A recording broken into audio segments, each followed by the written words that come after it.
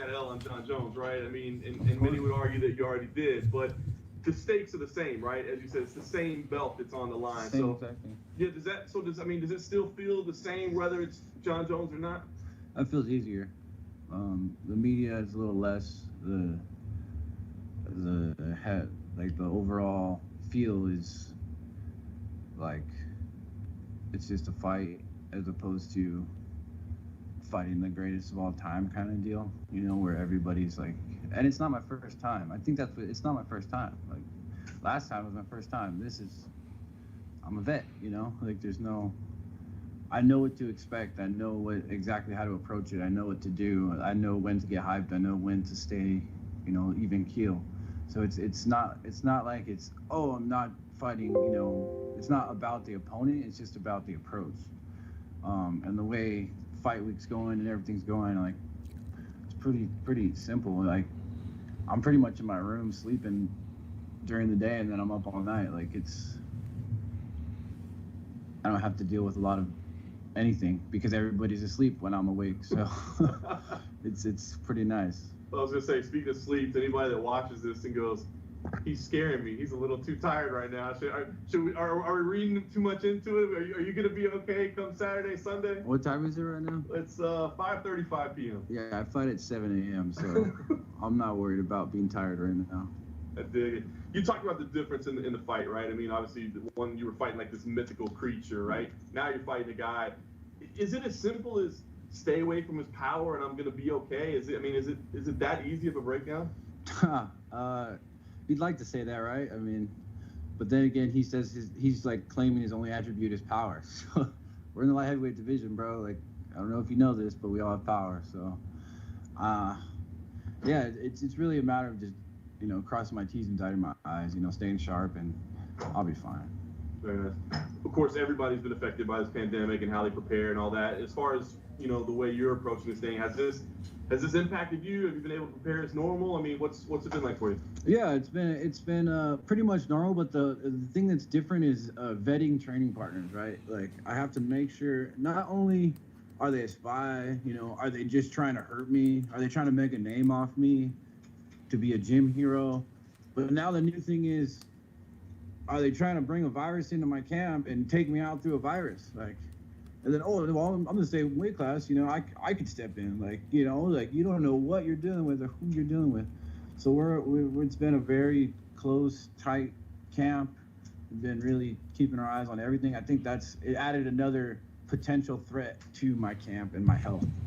So I think that was a little bit of a challenge, telling people no, like, it's all right, we don't need you, or just checking temperatures and all that stuff, making sure they have a negative COVID test within the last 7 days. Like, it's a whole thing, but I'm here, I'm healthy, I'm ready to go. When you win this title, there's going to be some people that say that was Jon Jones' title. There's an asterisk next to it or whatever the case may be. How do you address those people? I mean, do you feel like you have to do anything to validate this belt as being like a real belt, that it's the actual UFC light heavyweight title? To be completely honest, I could give a shit less what anybody has to say about my belt. At the end of the day, I'll have a gold belt and I'll have the money to match. So, F out of here with that. And once you establish that, what are your goals as a champion? I mean, are you thinking about, are you a guy that takes on the number one contenders every time, or looks for money fights, or whatever your legacy may be? What do you want to accomplish as a champion? Yeah, man, I want to take it one fight at a time. I want to be the best and I want to fight the best. Like, it's not about trying to fight money fights and move up and down division and all this BS. I want to make fighting great again, I guess you could say. Like, come on, man, let's fight the best. Like, let's be a great champion. But I gotta win this fight first. I'm focused 100% on Jan. Obviously, I'm here. We're here. We're ready to fight. I'm been obsessing over this since I got the call, and I'm ready. I'm ready to submit my name in the record books here. Awesome. Not only am I on Fight Island, man, that's monumentous enough. I get to be crowned champion on Fight Island. That's pretty epic, if you ask me. No question. Last thing for me, I mean, your last fight out was pretty impressive, man. I mean, the execution, everything you did. When you see this one play out, how do you see this one getting done? I mean, is this going to be another tight fight all the way to the end? Do you feel like you can get a stoppage here? How does this fight go? I feel like I get a stoppage for sure. But at the end of the day, all that matters to me is having my hand raised. So we'll see how it goes. It could be, sometimes you run across a guy, you could give him everything you got, and you can't finish him. The goal of every fight is to finish the fight. Sometimes it doesn't go that way. It's not like I chose to not finish the fight. Oh no, I don't want to finish the fight. I want to go to a decision. Like, no, that's never an option. That's never something that's on my mind. So I'm always looking for the finish, and I'm always trying to go for it. So we'll see what happens. But yeah, I'm gonna come out with my hand raised. That's all I know. That's the only prediction I can give you. Looking at Juan, I don't think it's an argument that you two are the rightful contenders for this title, but do you think he poses the biggest threat in the division that you could face now that Jon Jones is moving heavyweight? Yeah, absolutely. He's number 3, and he's earned that position. Number 2 guy's been out for a year, over a year, and he has had double knee surgery on every ligament in both knees. I can't say he's worthy right now. We got to see him fight first. So he's the next. He's number 3. I'm number 1. This is a dream title fight. 1 versus 3 or 1 versus 2. It's awesome. So yeah, I absolutely do believe he's the most dangerous guy and the next guy after myself. And looking at his last few fights, I think Jacare, Rockhold, Corey Anderson, it seems like he was trying to be used as like a stepping stone for these fighters, maybe to get a title shot, especially like with Corey Anderson and Jon Jones had that beef. When you were watching those fights, did you know how good Juan was, or did you always favor his opponent, like a lot of the pundits and media? No, man, I've always been knowing. I'm not. I look at things objectively, and he has all the skills to be a good, worthy opponent. If you really think about it, everybody's a stepping stone for everybody. So it's just the way it is. It's sometimes the dice rolls one way, sometimes it rolls another way. Honestly, I knew that those outcomes in those fights, I knew exactly what was going to happen. Really? It was very clear to me. I knew exactly what was going to happen with Rockhold and Corey. Jacare, I didn't know what was going to happen there. But I knew exactly what was going to happen with those 2 guys. What did you see that the vast majority of people seem not to see in those fights? Rockhold he hadn't fought in a while. He was coming off of not doing anything, and then he bulked up all crazy, and he doesn't have a great chin. And Juan was active, and he's sharp and tight, and he has good counters, and he's good off the break. Rockhold likes to be fancy and flashy and do things that you probably shouldn't do, i.e. got knocked out off the break. Corey Anderson was coming off a knockout, and he was feeling himself, not by what he was saying. I don't give a crap what anybody says to the media or anything. That doesn't mean anything to me. What matters is what happened in the fight. So he got the knockout against Johnny, so now he thinks he's Mr. Hands, Mr. I'm going to knock you out now. So, and then he also felt like he had great movement, but he doesn't know how to use it really well. And he overstepped, and he was doing too much, and he got knocked out. And he doesn't have the greatest chin either. So 2 guys that, 1, don't have the greatest chin, and 2, were thinking that they were much better than him, and they weren't, clearly. Cool. Okay. Good. That's it. Awesome. Thanks, Tom. Thanks, Sam. Thank you.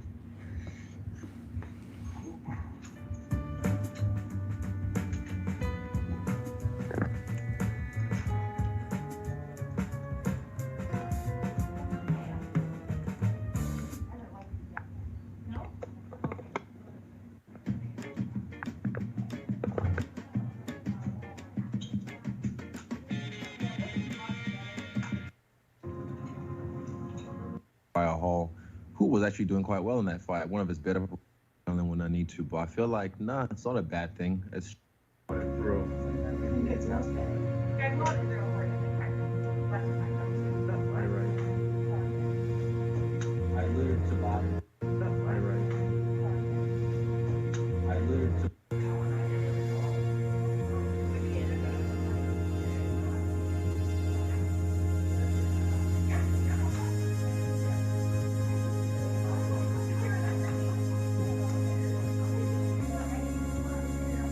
Sound like funeral music. Dearly beloved, We're gathered here to celebrate this thing called combat. Hey guys. What's up? Appreciate everybody in the building. Through every fight that you're involved in. UFC Media Day. Now, right? I mean, but this one does feel kind of special as well. Does it feel special to you? Does it feel like a big moment for you? To be honest, not really. I know it's a big fight. I know it's gonna do well, but nah, it doesn't really feel. I don't know if it's because there's no fanfare or whatnot, but and less media, thank God. But yeah, I feel like it's just another fight, another day in the office. Is that okay? I mean, like you thrived under the spotlight since you came to the UFC, right? So knowing that this is more low key, is that a good thing or What a up, bad thing? Mark? Obviously, you like to know not as much media, but I would imagine, kind of that little adrenaline rush is nice as well. Nah, I can always summon the adrenaline when I need to, but I feel like, nah, it's not a bad thing. It's just, it is what it is. And I've even, like Brad reminded us that, yeah, we've done this before. We fought in China a few times in a TV station, and there's probably like 30 people in the crowd or working or, yeah, and it's just for China TV. So they have like a little stand with like a standing crowd, and they just zoom in on them individually. So, yeah, I've done this before, and it just didn't feel any different. Despite the setup, undefeated champion, undefeated challenger. I mean, I know you know the history of the sport, man. You study. I mean, is this potentially the greatest middleweight title fight of all time when you talk about the two athletes that are stepping in there? Nope, I don't think so. Just his resume doesn't hold up enough. If you look at the guys he's beat, it's, he beat over the hill Johnny Hendricks, no offense, a former welterweight champion that is. He beat, Uriah Hall, who was actually doing quite well in that fight, one of his better performances, but then Uriah Hall just succumbed to his will because Uriah Hall sometimes breaks mentally. And he beat Romero, who's on his way out anyway, and he's a tough guy. Everyone kept on saying the scariest guy in the division, so that's why I called him out. But yeah, I don't think it's gonna be the greatest middleweight fight in history. I kind of already did that with Kelvin Gastelum, so I have that in my back resume. I like that.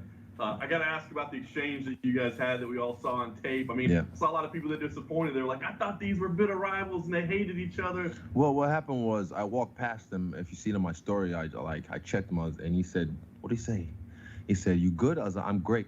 And then Waleed or him muffled something, and I doubled back. And I went over there to kind of just check his energy. And I went there, sized him up, patted him on the shoulder to feel how dense he is.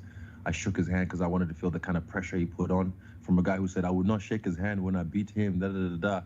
So because he's just like one of those dogs that just barks behind the fence, but when the fence opens up, he comes around and just like real timid. So I could feel that off him, and it's the energy. So I went to check his energy, and I even said, "You look skinny." I expected him to take that the wrong way, but yeah, he and Waleed were just giggling like little girls. So I already knew what I already knew. I just confirmed it. I knew that they were going to submit to me. So yeah, he didn't check out when I checked him. Tactical thing. We thought this might be in Vegas for a little while. We thought the small cage might favor him. Then it comes over here, the big cage. Does that factor in? Does it make life easier for you to have more room to work? Not really, no. The cage is not that small. It's 25 foot. It's still a big-ass cage. And I fought my whole life in kickboxing rings.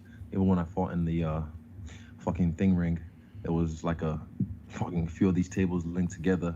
So, yeah, I've done this before. And even the kickboxing ring as well has corners that you can trap someone in. And some people have tried that in the past and failed. So in a smaller cage, it wouldn't have made a difference. I did it at the Palms at the Tough 27 finale, and people forget that. They just think, oh, back then they were saying the same thing. He's not ready for Tavares, the smaller cage, or he's not going to have anywhere to run, blah, blah, blah. But I was able to whoop his ass.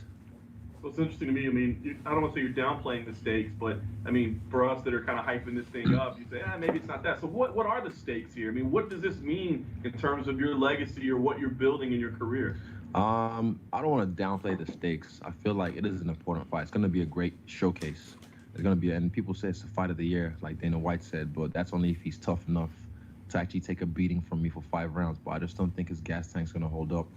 But I'm not downplaying the stakes. I feel like for my legacy, it's just the look of it. Like I've said, people are still fooled by muscles and big, juice heads and think, oh, that's what a fighter looks like. So especially the casuals, because the casuals are the ones who pay your bills. They're the ones that really go buy the shit. They see that and they're like, once they see the skinny clown supposedly beat this muscly buffoon, and they're like, what? But the skinny guy beat the muscle guy. Well, how did do that? Like, it's gonna blow their mind, especially in the fashion I'm gonna do it. Last thing for me, I mean, you're definitely blowing up right now, man. Your star continues to rise. So give us the vision, man. I mean, after you pick up this victory, what's next on the horizon for you? Where do you go from here? After I pick up this victory, I already kind of set the stage for the next one for a guy I have in mind. I want Cannonier. I'm not looking past Paulo.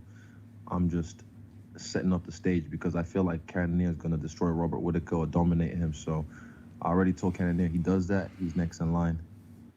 Why? What is it about Cannonier that makes you believe he'll just tear through? Why Cannonier? Cannonier's a dark horse. He's a dark horse of the division. He's a guy we've had our eye on for a long time because when he dropped down to middleweight, he's become a killer. He's become a terrorizer, and also just who he is as a person. I think he's had a bit of a revamp, kind of like the way Masvidal did. You know, he's had a bit of a resurgence, a resurrection, if you will, and I just see him being a formidable force to be stopped, and I look forward to that challenge. What did you make of him saying he was getting ready for Saturday just in case one of you and Paulo didn't make it to the octagon? Good. He should be. He's a smart man. He understands the opportunity that's at stake, and I mean, even if he did, I'd have to talk to my team, but I'm pretty sure we'd jump at the chance if he decided, if Paulo didn't make it to Brazil, to Abu Dhabi or something. So yeah. And then you mentioned like when you fought Brad Tavares, a lot of your critics were saying, oh, he's not ready for Brad and this and that, and then you kind of like 50-45 him across the board. It should have been fucking like a clean wash. Yeah. If they used the full 10. Yeah. System, right? Do you think there was a point in time when people stopped doubting you against fighters? Or do you always think people are going to doubt? I think it's still going to be there no matter what. Even when I retire, I feel like people should just say, I just don't like him. Why? I don't like him. I'll take that better. But then when they try and like make excuses, I'm like, are you dumb? Because apparently I'm still hyped. They're lucky I like the whole hype thing because I've lived up that through dance. I love hype, especially when the crowd goes crazy and I love hype. But they still, I mean, fuck, I've been fighting for how long in this company? So short. And I'm the champion now, and I've defended my belt twice. And apparently I'm still all hype, allegedly. I still see that sometimes. I'm like, really? I can't wait till they derail this hype train, this hype job. I'm like, haha. So do you think it's fair to say that people have favored your opponents in like pretty much all of your... They just say you don't like me if you don't like me. Just like, I don't like him. Why? Because sometimes this is martial arts. You have to understand. There's certain guys, example, when Woodley was a champion, he was a destroyer at one point, doing quite well. But I just didn't like his style because I didn't like his style. It's artistry. Art is subjective. And if you don't like someone's style, you can say that without it. Oh, why don't you like my style? Like if someone says they don't like my style because, oh, he fights with his hands low sometimes and he does this, I'm like, well, cool. It still works for me, you know, and I'm still successful doing it. So same thing with someone like Woodley, I just said. Not that he's not a great champion. It wasn't a great champion, but I wasn't a fan of his artistry, you know? And some people, like Khabib, I wasn't a fan of his artistry at first, but then over time, slowly watching the way he's worked his opponents, over time, I've kind of become a bit of a fan of his artistry. And doesn't mean, if I say that about anyone, doesn't mean I don't like them. And people, I feel like they just say they just don't like me. Just like, oh, I don't like him. Why? Yeah. It would be so much better for their soul. So you, like when Robert Whittaker came out and said, like, I just don't like him, me and him just don't mix. Did you respect that answer? Yes. And I even said, I think I posted a story about that, and I was like, thank you. Thank you. I like this kind of honesty. It's just simple as I don't like him. Why? I don't like him. Perfect. That's why me and Paulo are fighting each other. Because I looked at him, I was like, fuck you. Yeah, fuck you. Oh, fuck you too. I get to punch you in the face. It's just honest, man. It's just, there's no need to make all these reasons like, oh, it's a hype job, or no, he, like, they can't even, they're running out of reasons fast. And it's like, just, I'll tell you, just say you don't like me. Just say it. Your coach, you did an interview with the Bash MMA, and he said that you like to size up your opponents in person as soon as you can on fight week. Is that what the Paulo Costa thing was about? Yeah, I didn't have to walk back. I didn't have to, but I saw Waleed whip out his phone. And I was like, I'm not gonna, I know the narrative they're trying to play if I went in the elevator to go get my test. So I double backed and I used that opportunity to size him. Like I said, I felt his pressure because you can tell by a handshake a lot. And a lot of people don't know this. I mean, I shake people all the time. I try not to these days, thank God for Corona. allegedly. But like, cause some people are just stupid, especially like fans. You've had that when they shake your hand, they want to let you know they're tough, and I'm like, oh, you bitch. But yeah, I sized people up. I tapped him on the shoulder first, feel the density, and I was like, oh, you look skinny, and I sized him up. I saw how tall he is, how short his arms were, little T-Rex, and at the end he mirrored me, tapped me on the shoulder too, and he walked off because he knew what was up. Like, where's all that action now? All that barking behind the cage when I was in Melbourne. When I was in Vegas, and I fight you now. Like, we can't fight each other right now. I just got done with a fight, and you know security's gonna hold you back. Like, if they let him go, he would just, what's he gonna do? He wouldn't have done shit. So I had to go check him out, and like I said, he didn't check out. Did you know when you walked back to him that he wasn't going to do anything? Because every time he's been near you, he's been, like you said. I didn't know. I wouldn't say I knew, but I was ready, and he had his whole team there. He had some, I don't know, like 7 people there, but I had myself, my wrestling coach Andre, and I had Jeff there, but Jeff can put the camera down and whoop his ass too, get in the brawl. My man's got a mean left kick, but yeah, I wasn't sure, but I made sure I projected my energy onto him, and I walked up. You can see how close I am to him. You have to understand the game we're playing. Like Eugene was right. I like to size them up first. I even did it when he beat Royval Hall. I remember some kid was trying to get my attention, but I couldn't focus on the kid because my animal instinct was just zeroed in on them, and I was looking at him then. And then when I did the interview with Brett Akamoto, and he was interviewing me, and he came and stood right where Mitch is saying, and I remember looking at him, and Brett was talking to me, and I kept on looking at him and sizing him up after the fight, and he just kept on looking at the wall, just trying to avoid me. So I size people up all the time. I even do it to random people. I see someone, I'm like, oh, what are you? And I'm like, 220? Damn, you'd be a good fighter. I don't know. It's just something I'm good at doing. So I did that just to check him out, and like I said, he did not check out. He's not about that life. Is the Brett Okamoto interview the first time you saw him in person? Yeah. Because I think when you were training with Rumble, I think it was John Jones fight. Yeah. I think he was training with Vitor for the Chris Weidman fight. Yeah. So I wondered if you guys crossed paths in the gym at all, or did you just miss each other? Interesting. That's right. That was on the same card. That's right. Vitor had his own.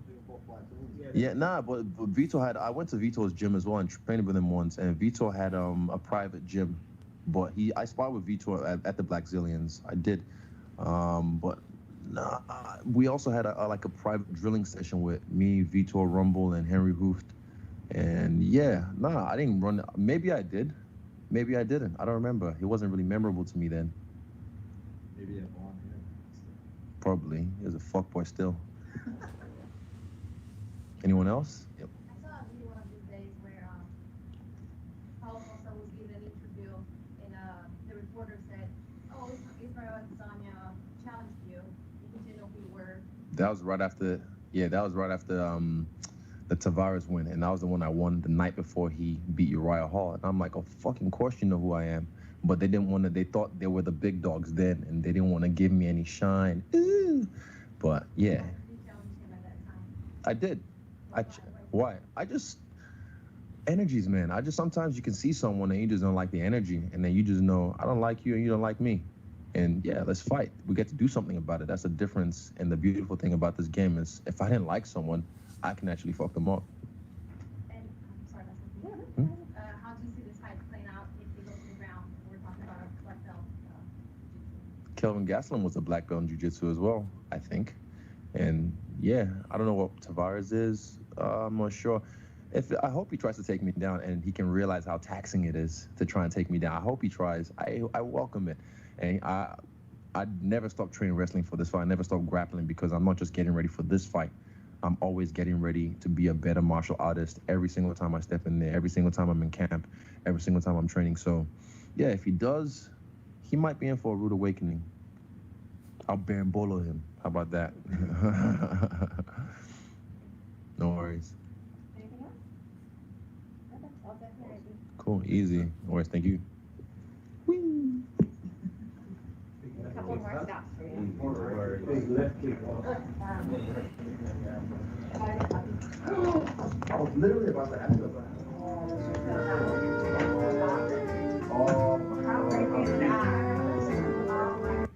You know, I don't really rock with that. You mentioned Zubaira and you mentioned the Connor incident. I know you've been over there to Ireland.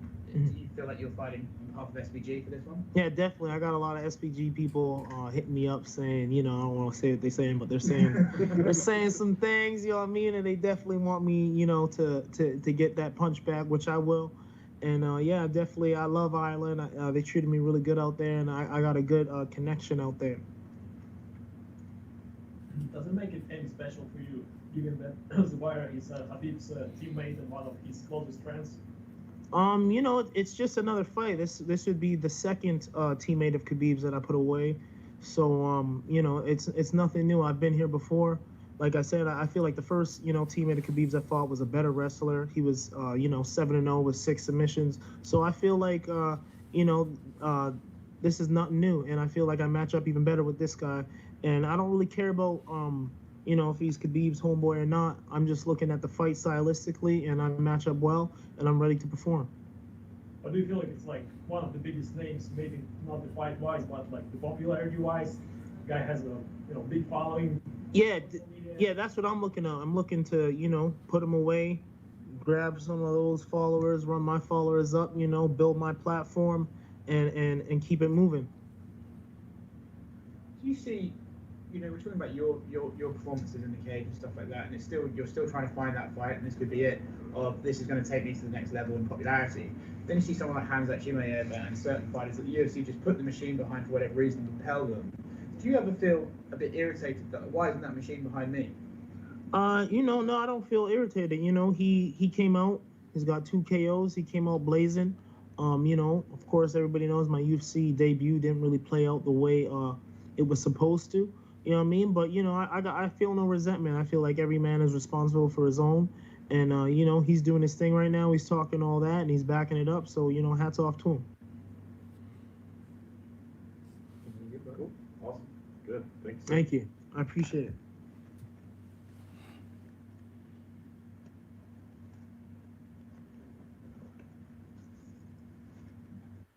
Spot. So does that feel like the organization still trusts you or believes in you to put you in that role? E aí voltar nessa luta, no caso principal, no PPV, isso te dá sensação de que é Confio em você, quer ver você.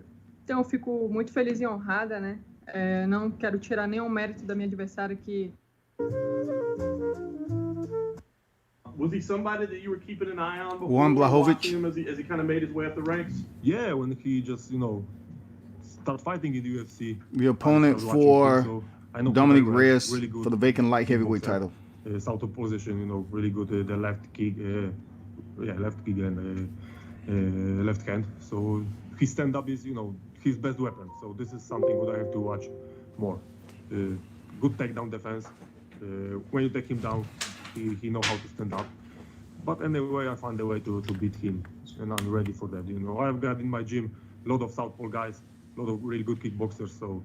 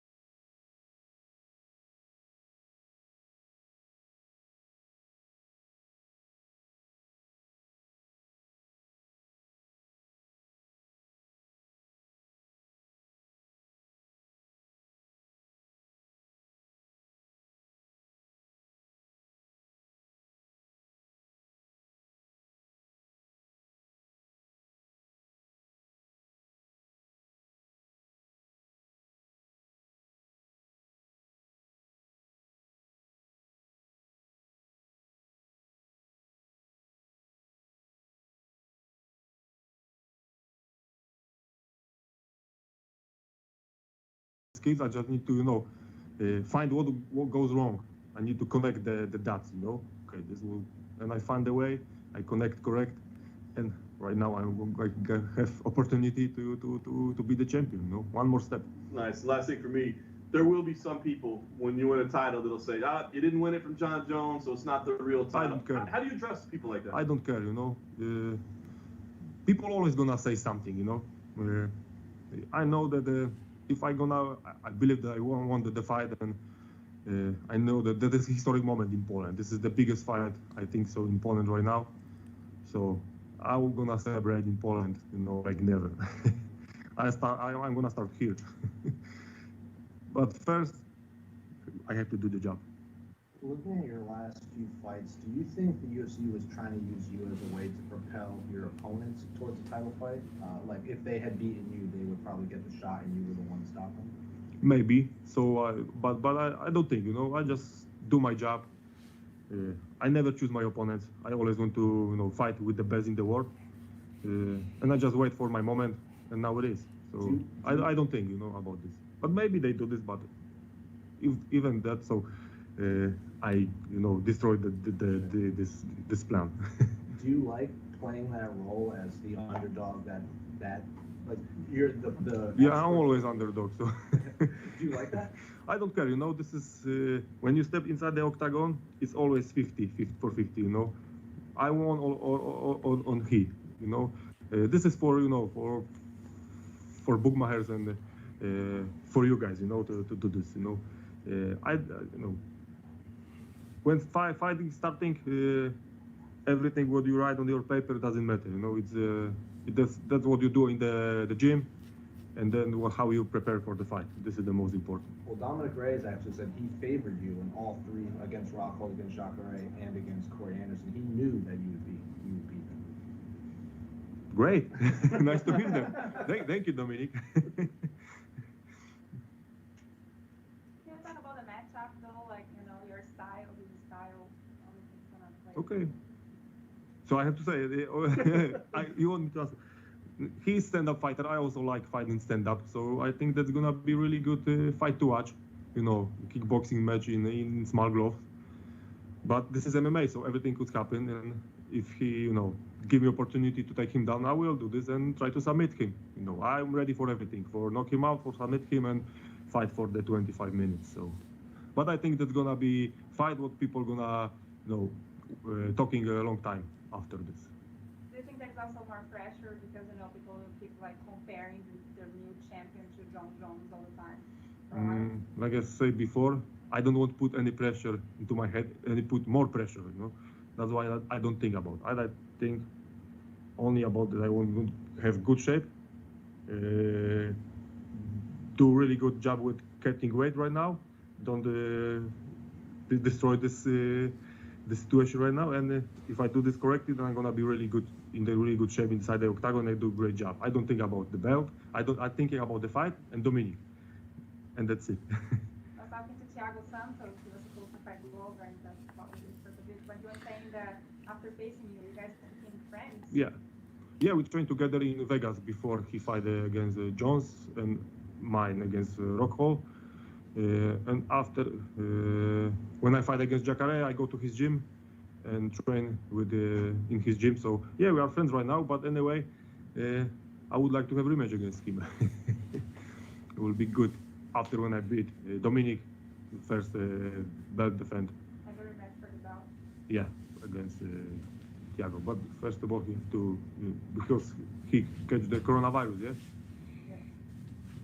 So he need to recover first. You already mentioned that your fight is very big in Poland. Would you compare it to like a big football match or something like that? What is the size? Are you like Hakeem of Poland right now? How do you feel? Maybe similar, but football in Poland is like a religion, so it's hard to compare with that. But anyway, it's really big. Really nice and really big situation right now. So I'm big star right now in Poland, but also I, focus only about the fight, But there was a lot of, media and a lot of shows in TV right now with me. So yeah, it's really big. it's historic moment. Everybody say that it's historic moment for Polish MMA. Is it fair to say that MMA right now is the second biggest sport next to football in Poland? Maybe we have to check it, statistics. But I don't know, 2 years ago was on third place, So right now maybe we're gonna be in second place. So who are the biggest MMA stars in Poland? You could say Joanna, of course, Michał Materla, Mamet Khalidov, Mariusz Pudzianowski, he's the strongman who become a MMA fighter. Daniel Omielanczuk, he fight in the UFC before, now he gonna fight again for the belt in the ACA. It's a really good organization also. So we've got a lot of good guys in Poland. So how does it feel? Mateusz Gamrot, you have to remember this name. He signed contract right now with UFC. You believe me, he gonna be. I believe that he gonna be future champ. So He got everything. in this company? Great. It's amazing feeling,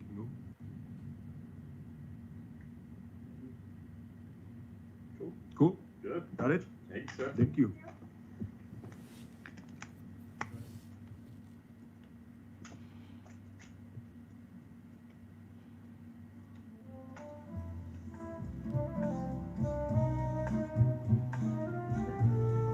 Thank you guys, bye.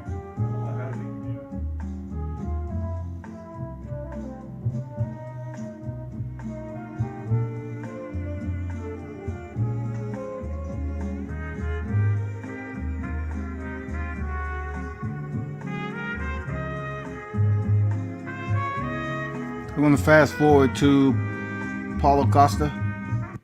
Like the nerves, the feel. What is it like for you? No, I'm not nervous and not anxious also. I'm very cool. I'm just wait for the right moment to go there inside. My first battle is against the balance scale. My first battle is against the scale, I'm a heavy middleweight, I could fight on light heavyweight easy. I walk around 100 kilos 2 months ago. So that's it. So I'm waiting for the right moment to go inside the cage and I I can't wait. How many kilos of a battle do you have left right now? No, now it's good. I did a very, very good work. You guys don't know how details I need to be, cut every single carbohydrate, every grams of carbohydrate, I need to count every calories to do everything very, very correct. I need to select the feed the food that I need to use. This is Paulo Costa, some fruits not undefeated. Some will be not, facing Israel Adesanya in the middleweight championship. So it's very hard work. I have a good doctors to help me to do that, but now it's like 6-7 kilos. Oh, it's not bad. Yeah. So, gotta ask, the video that Vali put out earlier this week of you and Israel meeting. Yeah. A lot of people were surprised. They thought Me you guys too. hated each other. What happened there? I don't know what happened because he changed a lot his personality, his persona. Because the Adesanya that I saw on video conference was very disrespectful guy. He showed his fingers a lot of times to me. But when I met him upstairs, he was very kind, very gentleman. So, I was waiting. When I saw him, I was waiting for a different kind of guy. I looked for him. He came and he gave his hand to shake his hand, and he asked me, how you feel? You feel good? Okay, I'm good. He say, yeah, you look very good. He say, I'm like what I'm looking. What you like? So, but it's okay. If he changed, okay. This is a big moment for you, of course, man, to win a championship. But I'm curious where you think this is in UFC history. We haven't had many fights with an undefeated champion and an undefeated challenger. So do you feel like this is, one of the biggest middleweight title fights in history? This is for you guys who work with this. Yeah. To me, I'm just a fighter. I'm going, You know, I don't care if he's on the feet or not. I'm going there to do my work. But I think, yeah, if I look for this side, this angle, I think, yeah, it will be a very hard, difícil, momento difícil. Very hard moment. É, momento raro de acontecer. A rare moment. Yeah. Very, very well. Last thing for me, give me an idea how you see this play out, because we know you've got the power, we know you've got the aggression, but he has the beautiful counter striking as well, and then the defense. So, I mean, do you feel like this is a fight that you have to be ready to go 5 rounds and push to the end, or do you feel you can finish this fight? How do you see it play out? First of all, I think, as you say, he's a counter, and everybody here saw when he fought Romero. If one guy not push him, he will not push out. He will stood. The guy came from him. So I will try push him to bring him to the fight. But if he avoid the fight, I will not run. You know, not como é que você falou? Chase him. I not chase him all time. I will go back to the middle and cut the angles, and try to make the fight make happen. Okay, so according to what John said, many people say that this is the fight power versus precision, and you are the power and Adesanya is precision. But when you look into the UFC stats, you got 10% better accuracy in the fighting, and most of all, he also has 30% of his strikes to the knees. Exactly. Basically, every second punch you throw is to the head or to the body. So maybe you are the sniper, not him. I agree 100% with you. That's exactly why I'm trying to show to everybody. But the people have some thoughts that he's the sniper, and I'm just the double guy who have a punch, but not. My punch have a correct address to arrive. How long do you have left at middleweight? You know, you're cutting down this crazy amount of weight, and when you get older, it's going to get harder. So how much longer do you think you have at 185? Sorry, I don't. Quanto tempo você acha que você ainda vai ficar nessa categoria? I don't. No, sorry, it's not. Not too bad. Yeah. I can. You know, I was talking with Valide and Tamara. Every time that I came here to fight on 185 pounds, be more easy to me. I don't know what happened. Maybe my body is getting mature yet, maybe. But as I told before, I could fight on light heavyweight anytime. So it depends. If I have a very good opponent, a big challenge on the light heavyweight or on middleweight. It depends. I have this both possibilities to move around these both divisions. So we could see you fight Rumble Johnson one day at light heavyweight. I think so. Você citou aí a importância da alimentação, né, para poder bater peso. Queria saber, como eu vi no seu canal do YouTube você falando da trifecta, né, a importância de ter um parceiro como a trifecta, como é que você tem a trifecta na semana de luta, ainda mais para você que corta bastante peso. Ajuda muito. Imagina eu ter que fazer a comida ou comprar, que é muito difícil achar do jeito que a gente precisa, sem tempero, sem molho, sem nada cozido, ou às vezes só na água. Então, é muito importante ter isso. Yeah, you talked about nutrition. How important is it having trifecta here in Fight Week through the UFC? And he said that, you know, if they didn't have trifecta, he'd have to either cook it himself or be able to find it from somewhere with exactly the way he wanted, no sauce, and, you know, just the type of food that he needs to eat. Yeah. Você investe bastante nos seus camps. Você acha que esse camp que você investiu mais, falando em dinheiro, você acha que foi mais caro? Quem cuida da finança é a moça ali. Foi, Tamar? Minha namorada.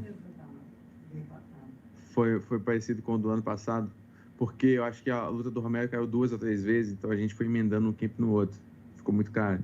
Esse, provavelmente também. And she asked if, you know, he says he invests a lot in his camps money-wise, and he said the one in charge is his girlfriend, and she said that it was about the same as last time for Romero. O Adesanya, como sabe, fez carreira no Glory. Ele é um faixa azul de jiu-jitsu, você é um faixa preta. Você acha que a gente pode ver, de repente, essa luta no chão? Pode, a qualquer momento. Antes de ser um grappler, antes de ser um striker, eu comecei no jiu-jitsu, ser um grappler. Então, é um MMA. Ele tem que ficar. Eu já terminei lutas de finalização, já terminei lutas no Grand Pound, então ele tem que ficar atento. Tem o coach aí que é o Racine, tem ajudado muito. Tem que ficar atento, que pode ser que acabe assim. Adesanya became known at Glory. You know, he's a blue belt in jiu-jitsu. Paulo is a black belt. And Paulo said, you know, before being a striker, he's a grappler, and he's got Eric to help with his wrestling, so he's got to be careful. Minha última pergunta, pouco, o Adesanya esteve aqui e ele falou que você não tem currículo bom. Os caras que você lutou não fazem de você. É só o Romero que eu lutei. Bom, queria ouvir de vocês um comentário seu, uma resposta a esse comentário.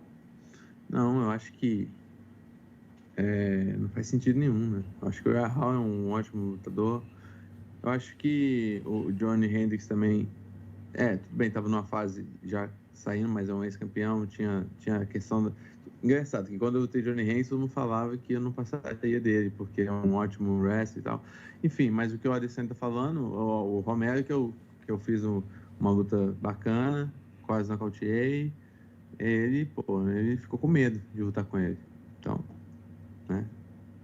É isso.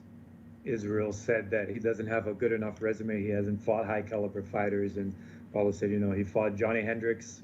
Johnny Hendricks might have been at the end of his career, but back then people said, hey, he's not going to get through him.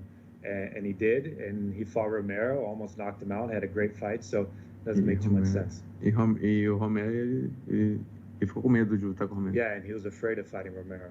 Adesanya was. O Albarracin tinha dito que você, talvez depois de se subiria de categoria, né? Você tem um plano? É possível.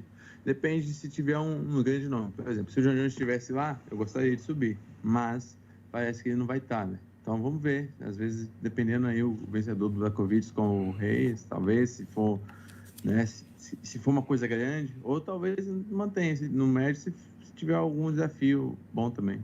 About moving up to light heavyweight, he said if John Jones was still there, that he definitely want to move up to fight him. But we'll have to wait till this weekend, see how that fight plays out, and but maybe stay at middleweight if it's interesting. Ele também estava comparando muito essa luta com Anderson Silva versus Vitor Belfort, né? O que você acha dessa comparação? Não, acho que sem cabimento, né? Não tem nada a ver. Nem eu sou o Vitor, nem ele é o Anderson.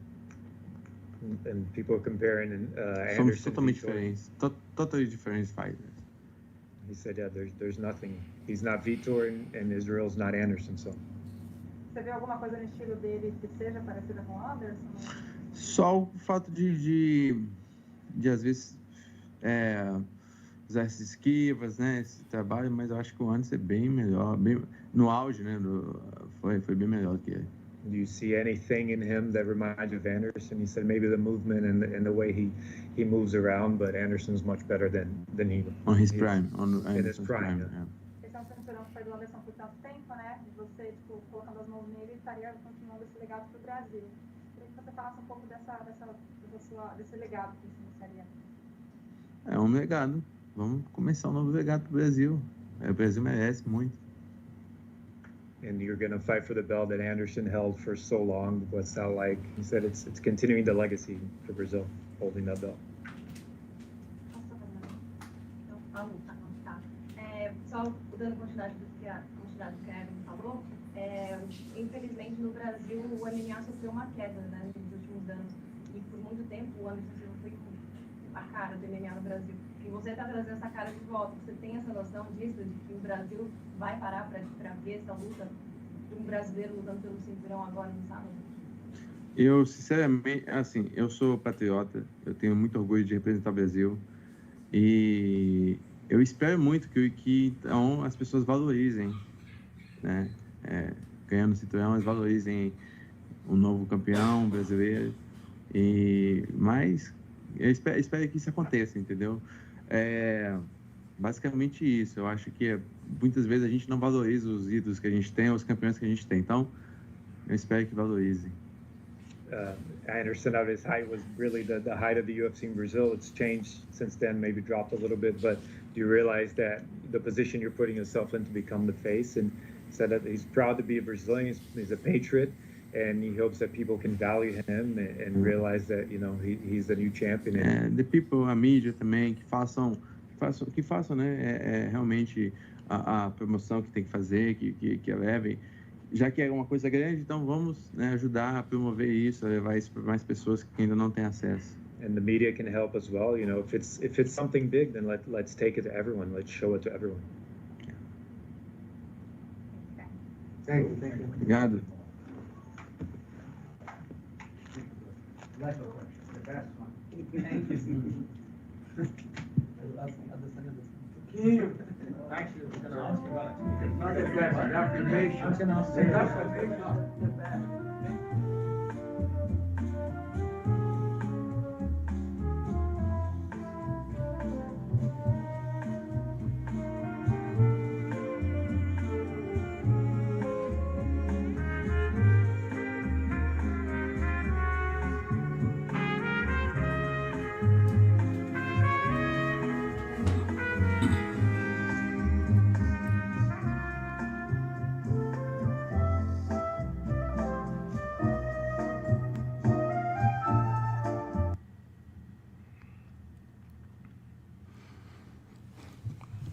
I see you in the building. What's good, line killers?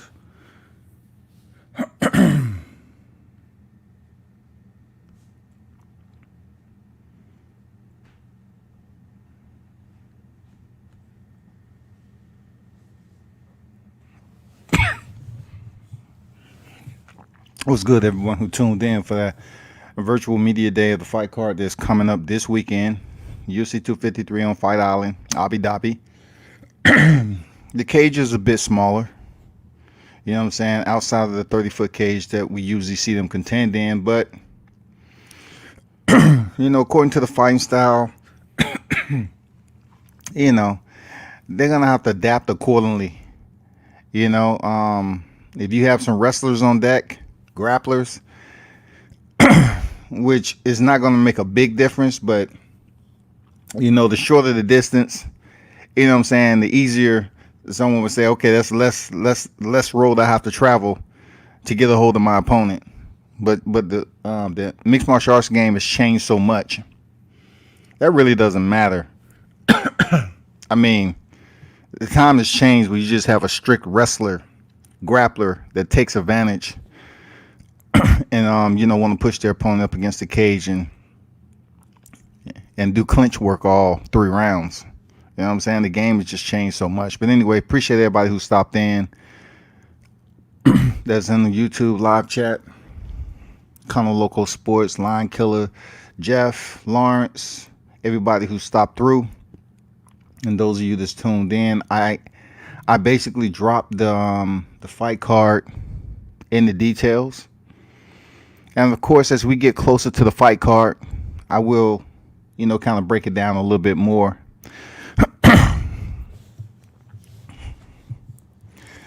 But the big fights, of course, is the main event and the co-main event. You know, middleweight Israel Adesanya, who's the champion. He will face Paulo Costa. And the light heavyweight Dominick Reyes versus Juan Błachowicz. And that's for Jon Jones' vacant light heavyweight title. It's going to be a good fight, man.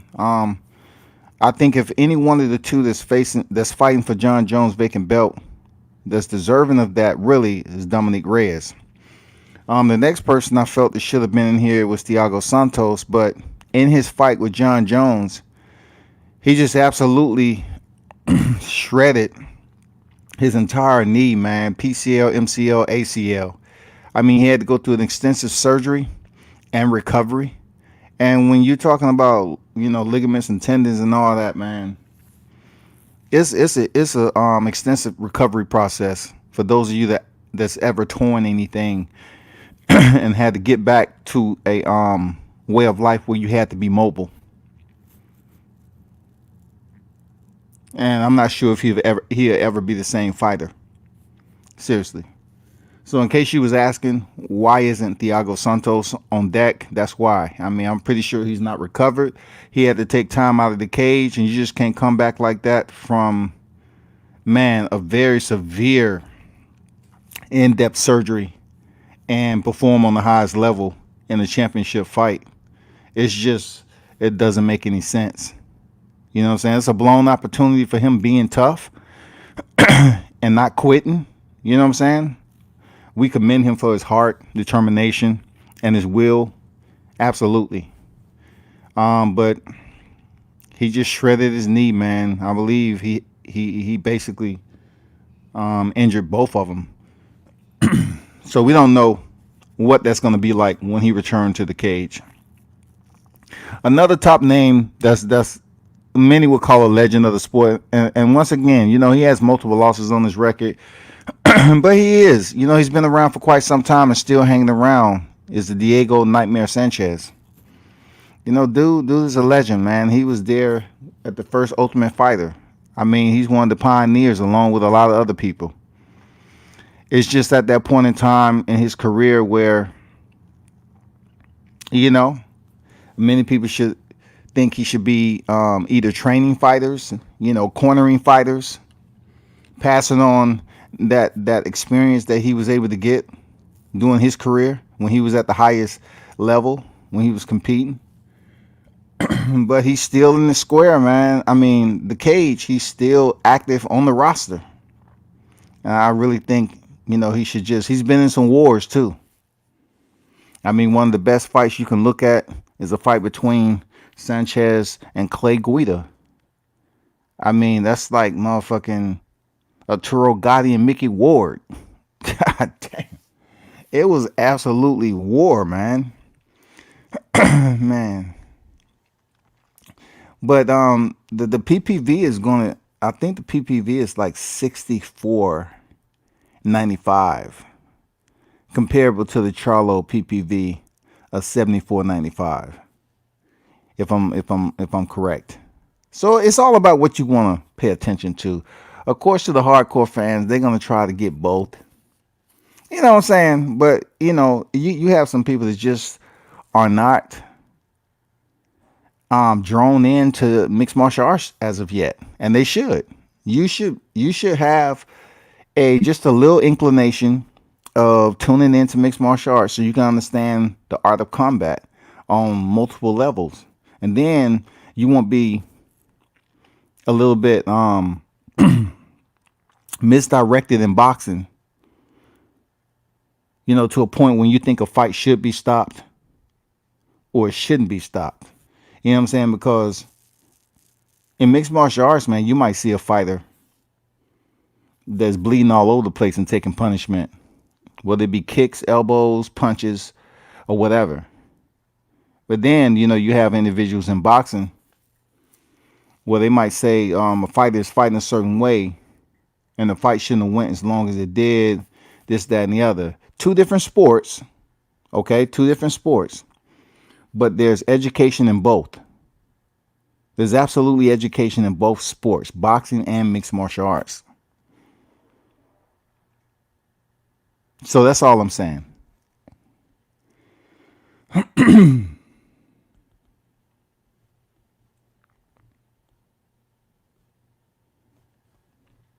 So that is UFC 253, man. It's going to be a banger.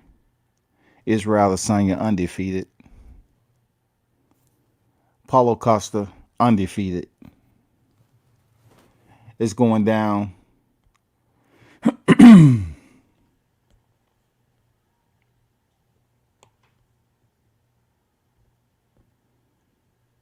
And this is going to set up, you know, the landscape for some bigger fights. You know, Adesanya is 19-0, man. Like I say many times before, I did not think this young sniper would make it to the championship round without taking a loss. I just felt that his skill set was limited to a point with him being a former kickboxer. And I think I thought it would be somebody in there with the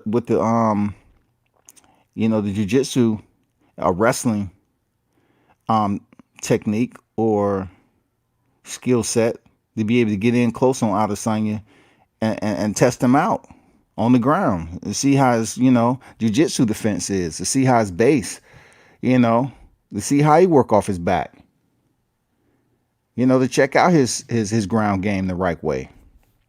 But no one has really been able to do that yet. Seriously. And that's just a testament to how mixed martial arts has evolved, y'all.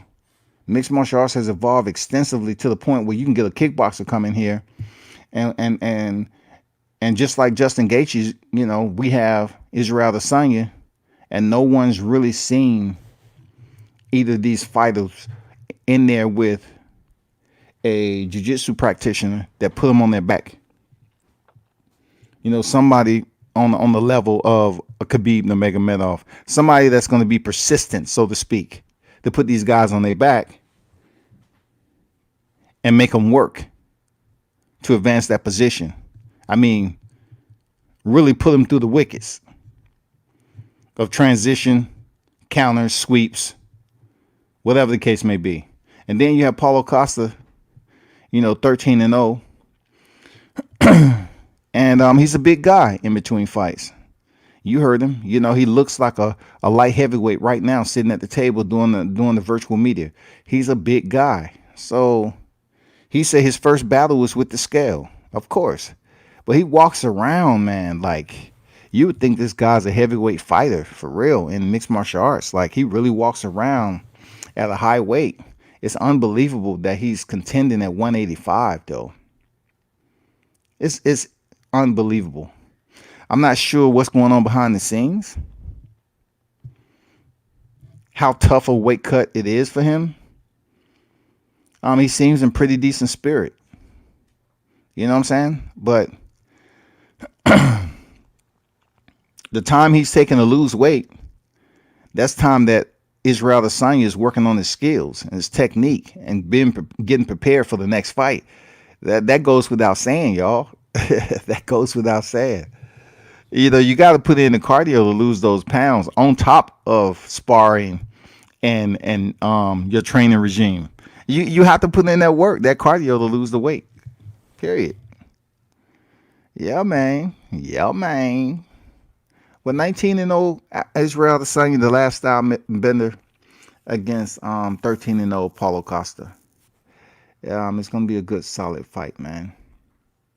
And that's contended in the middleweight division. UFC 253. It's going to be on PPV. You know what I'm saying? ESPN, PPV. And it's going to be this weekend.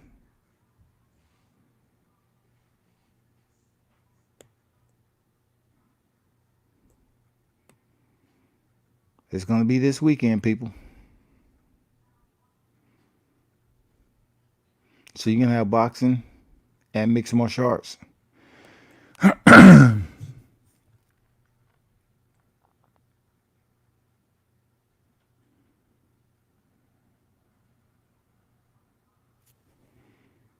So which one you plan on checking out is the question.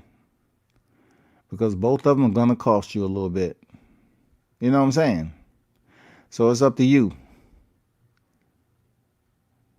I'm not sure people are having fight parties like they used to. But when it comes down to it, it's all up to, how you want to play it out. But yeah.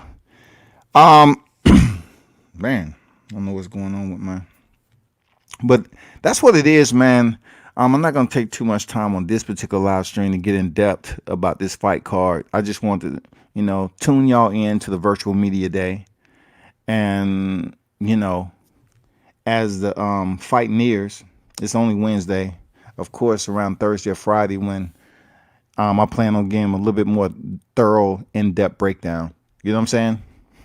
Not today because it's just basically too far out from the actual fight itself. Plus, we got that boxing card that's going on that everybody's going to be tuned in to also. When you have the Charlo brothers, PBC Showtime, they're also PPV.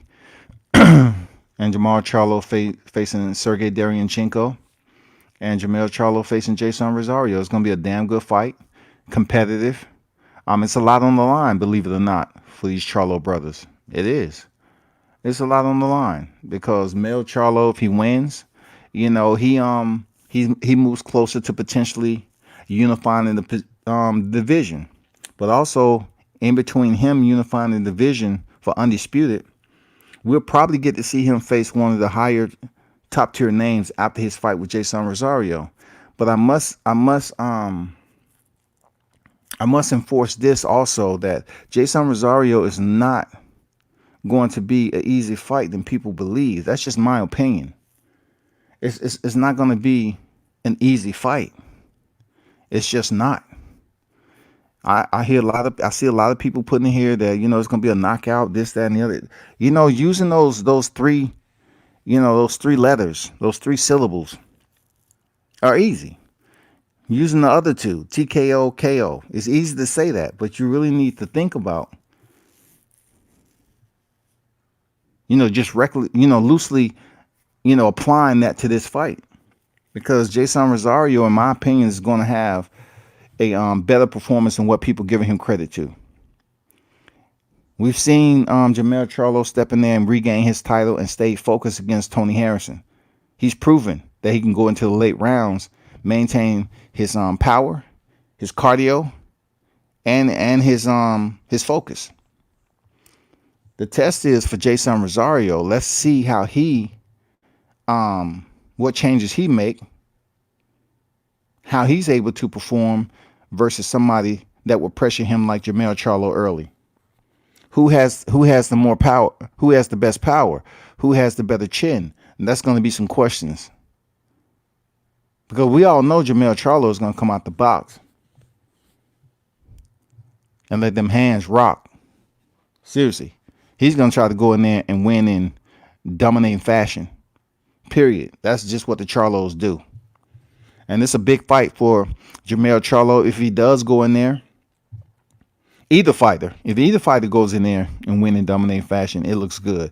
But more so for Jermell Charlo, if he goes in there and win in dominating fashion, it really rises him up, to a different level in his career.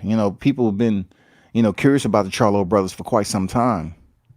Where their name should be, when it comes to the best in boxing. So if Jermell is able to move a step closer to unifying the entire division for undisputed, salute, man. Lines only, you know what I'm saying? But in between this, if he wins against Jason Rosario, he definitely will probably face another opponent in between that.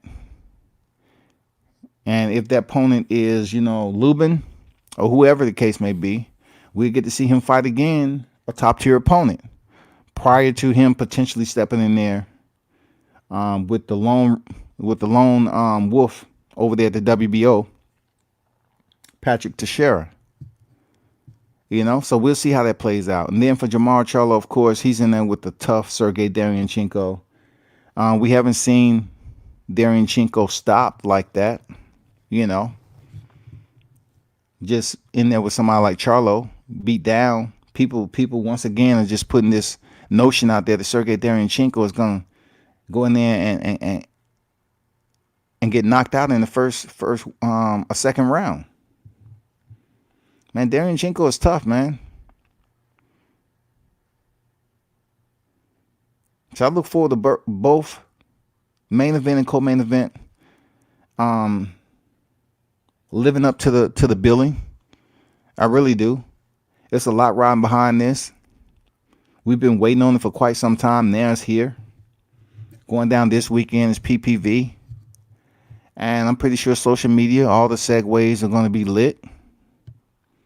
Some more than others. But ultimately, for the fight fans, just tune in to whatever platform you feel that, that you can participate and interject your input for the ongoing fights. You know what I'm saying? That's the way it's supposed to be. So the invitation is out, man. Be sure to stop through World Combat Sports, man, on fight weekend. I will be covering the Charlo card and UFC 253 in Abu Dhabi, Yas Island. And you know what it is. I think the UFC has like 14 fights on that card, I believe.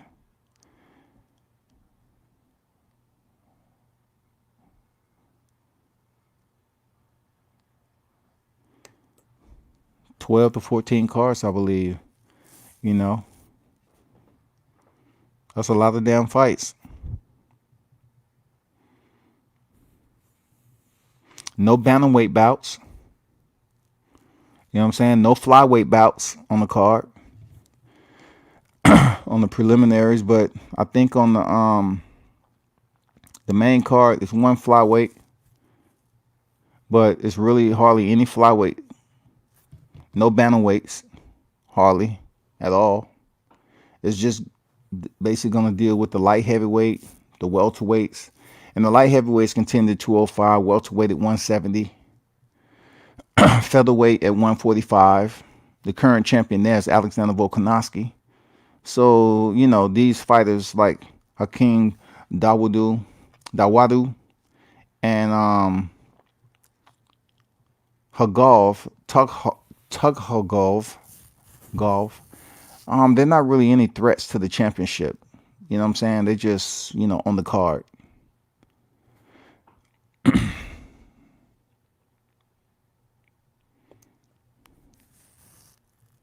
So you only have like one bantamweight women and one flyweight.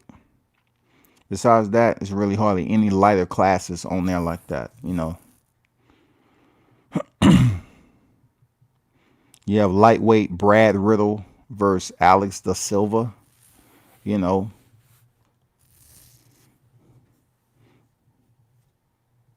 So it is what it is, people. Yeah. I just can't wait, man. It's going to be fire. This is going to set a lot up. You know, I don't know about, you know, the Cannoneer fight that Israel Adesanya mentioned. If he indeed beats Paulo Costa, I'm like,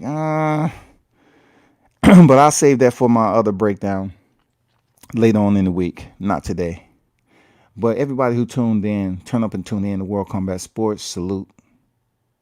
And be sure to subscribe, and share the content. I appreciate you.